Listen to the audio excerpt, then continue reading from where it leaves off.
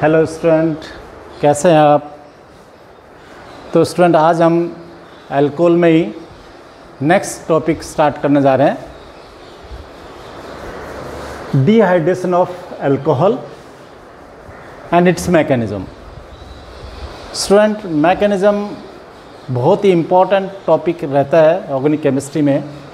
जितनी भी रिएक्शंस हैं उन सब का मैकेनिज़्म न केवल यूनिवर्सिटी एग्ज़ाम के लिए बहुत इम्पोर्टेंट रहता है, कॉम्पिटिटिव एग्ज़ाम में भी। तो स्टूडेंट आज हम एक बात करते हैं, कुछ एग्जांपल्स मैंने आपके लिए रखे हैं। डिहाइड्रेशन ऑफ अल्कोहल, अल्कोहल के लिए डिहाइड्रेशन की 4 कंडीशंस हमारे सामने रहती हैं। There are 4 important condition for dehydration of alcohol. Alcohol ethyl alcohol है, इथाइल अल्कोहल है, इथाइल अल्कोहल है, इथाइल अल्कोहल है। चारों इथाइल अल्कोहल हैं, लेकिन डिफरेंट कंडीशन हमारे सामने टेम्परेचर की है। टेम्परेचर यानी एसिड कैटलाइज है नो डाउट, लेकिन टेम्परेचर एक इम्पोर्टेंट रोल रखता है यहाँ पर। This is dehydrating agent. Concentrate H2SO4 is dehydrating agent. ये एक निर्जली कारक है। मतलब ये है कि ये अल्कोहल में से वाटर रिलीज़ कराएगा, और अल्कोहल में से वाटर रिलीज़ कराएगा। तो यहाँ पर हमने जो कंडीशंस बताई गई हैं temperature wise, 433 above, 413 kelvin, 383 kelvin, 373 kelvin.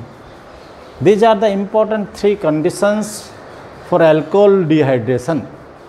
इस कंडीशन पर हम बात करें तो बनता है एल्कीन।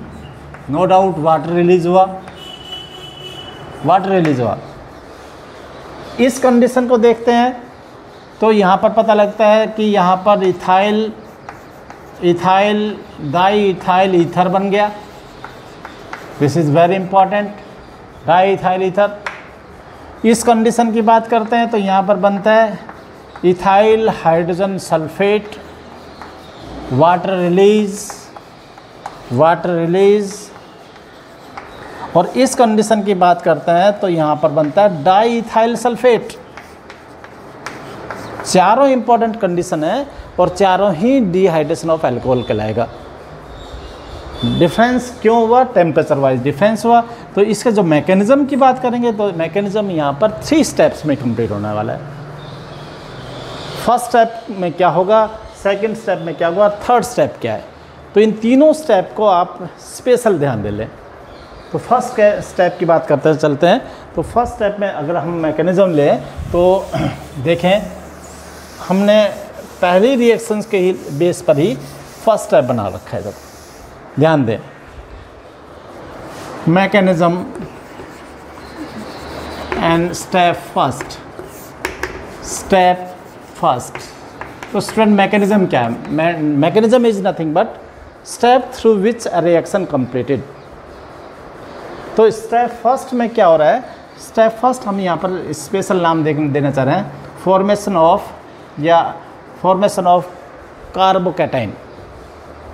कार्बोकैटाइन बनता है इन प्रेजेंस ऑफ एसिड।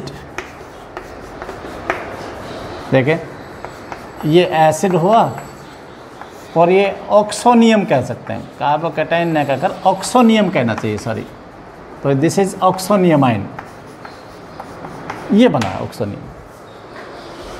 ये एसिड हुआ, H2SO4 से आया है, और ये यहाँ पर लोन पेयर हैं, इन लोन पेयर पर ये अटैच हो जाएगा, और दिस इज ऑक्सोनियम,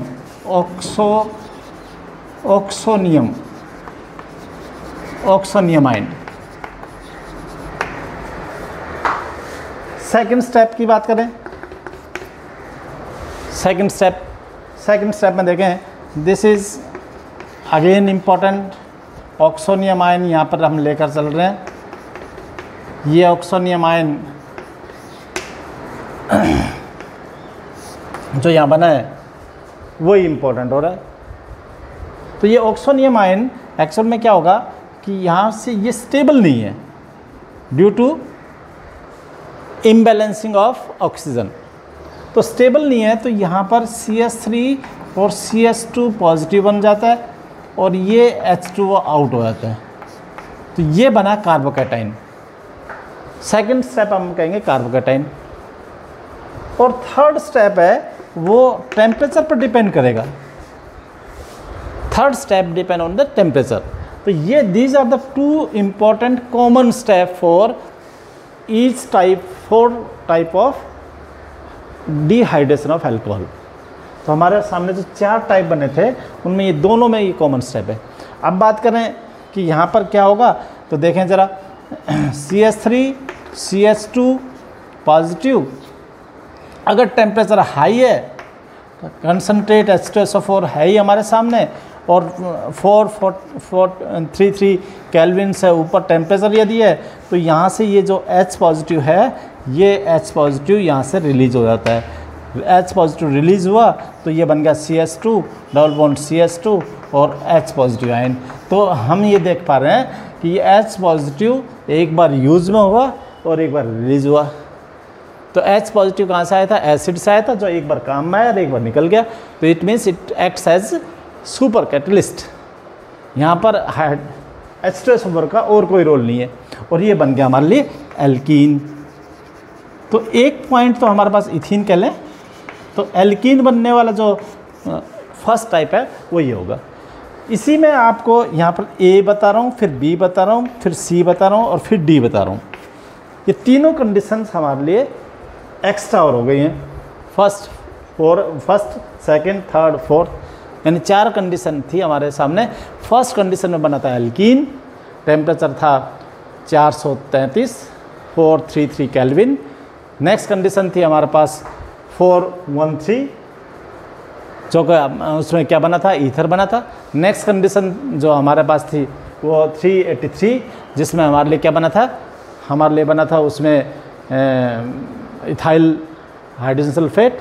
और लास्ट जो कंडीशन थी वो था हमारे पास 373 केल्विन, जिसमें बने थे डाई इथाइल हाइड्रोजन सल्फेट। तो स्टूडेंट यहाँ पर जो आकर बात बनेगी वो इस स्टेप में ही चेंज जाएगा। तो ये जो स्टेप है इसको मैं थोड़ा सा ऊपर लगा रहा हूँ क्योंकि ये कॉमन स्टेप्स हैं और इस स्टेप को, लास्ट वाले स्टेप को मैं यहाँ पर शो कर रहा हूँ। तो फर्स्ट तो क्लियर है ही हमारे लिए।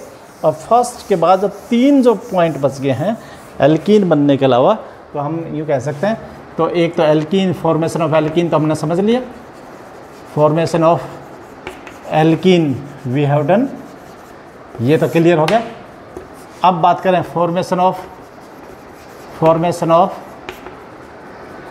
इथाइल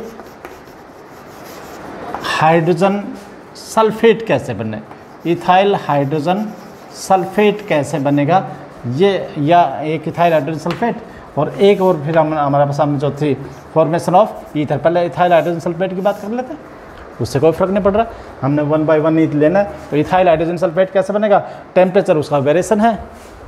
और इससे पहले अगर हम देखो वो जो बना था हमारे पास सेकंड स्टेप में कार्बोकैटायन जो बना ही था, लास्ट स्टेप में जो सेकंड स्टेप जो था ये कार्बोकैटायन बनेगा। इसमें से अगर हम यहाँ H2SO4 की बात करके चलते हैं तो H2SO4 को हम यूँ भी कह सकते हैं H2SO4 को इस तरह से, ये वाला जो पोर्शन है हम इसको यूँ लिख कर चल सकते हैं HSO3H। तो ये जो कंडीशन है वो आप ध्यान से समझें। तो ये यहाँ पर इथाइल हाइड्रोजन सल्फेट कैसे होगा, तो ये वेरिएशन हमारे लिए इम्पोर्टेंट रहेगा कि ये किस तरह से यहाँ पर अटैचमेंट हो। तो HSO4 में हमारे लिए H पॉजिटिव है तो वो यहाँ से रिलीज़ हो जाता है और CH3 CH2 और HSO4 रह गया। ये HSO4 यहाँ से ये ब्रेक हो रहा है तो HSO4 यहाँ से ये बन गया और आउट क्या हुआ, वाटर फॉर्म H पॉजिटिव यहाँ पर भी एक तरह से बाहर निकल गया। तो ये जो पोजीशन है ये नेगेटिव पोर्शन था, ये पॉजिटिव पोर्शन था, इस तरह से अटैचमेंट होकर H पॉजिटिव आउट हो गया। तो ये तो हमारे पास हुआ formation of ethyl hydrogen sulphate, ethyl hydrogen sulphate.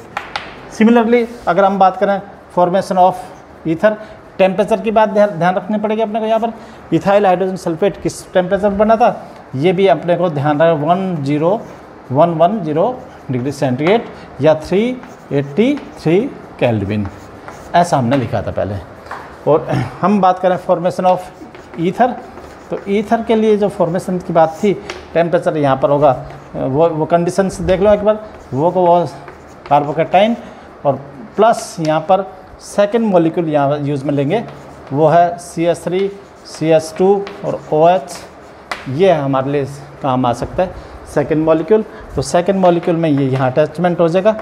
तो ये क्योंकि आपको पता है यहाँ CH3 CH और OH, और ये जो क्योंकि CH2 और CH3 अटैचमेंट हो गया, ये कार्बोकैटाइन फिर वापस बन गया, तो ये भी एक अनस्टेबल ऑक्सोनियम बन गया दोबारा, अनस्टेबल ऑक्सोनियम, और यहाँ से H पॉजिटिव आउट हो जाएगा। और लास्ट में क्या बन रहा है, लास्ट में जाकर ये वाली कंडीशन CH3 CH2 और O और CH2 और CH3 यहाँ ये सब बन जाते हैं। तो इस तरह से ये ईथर का फॉर्मेशन हो गया। तो स्टूडेंट यही इम्पोर्टेंट पॉइंट है। और लास्ट जो हमारे पास हम करेंगे डाई इथाइल सल्फेट, उसमें 2 मॉलिक्यूल एक साथ यूज में आ जाएंगे, अल्कोहल के एक साथ 2 मॉलिक्यूल यूज में आएंगे। तो वो दोनों यहाँ पर वो उस कंडीशन में 2 कार्बोकैटाइन और इससे कंबाइन होकर और वो सल्फेट फॉर्मेशन होगा। तो इस तरह से स्टूडेंट ये इम्पोर्टेंट एक तरह से मैकेनिज़्म है, हर एग्ज़ाम में इसकी चांसेस बनते हैं, कॉम्पिटिटिव एग्ज़ाम में, यूनिवर्सिटी एग्ज़ाम में। तो इस पर आप एक बार स्पेशल फोकस करेंगे। आज हम बस इस टॉपिक को यहीं क्लोज करते हैं। स्टूडेंट मैं आपसे उम्मीद करता हूँ कि आप लोग इन वीडियोज़ को मन लगाकर और अच्छी लगन से, जिसको कह रहा हूँ मैं, कि इसको प्रैक्टिस में डालें। मैं आपको विश्वास दिलाता हूँ कि आपको बहुत ज़्यादा बेनिफिट होने वाला है। और आप इस कोरोना काल में जो सफ़र कर रहे हैं, पढ़ाई नहीं हो पा रही है, और हम लोग आपको पूरी तरह से सहयोग करेंगे।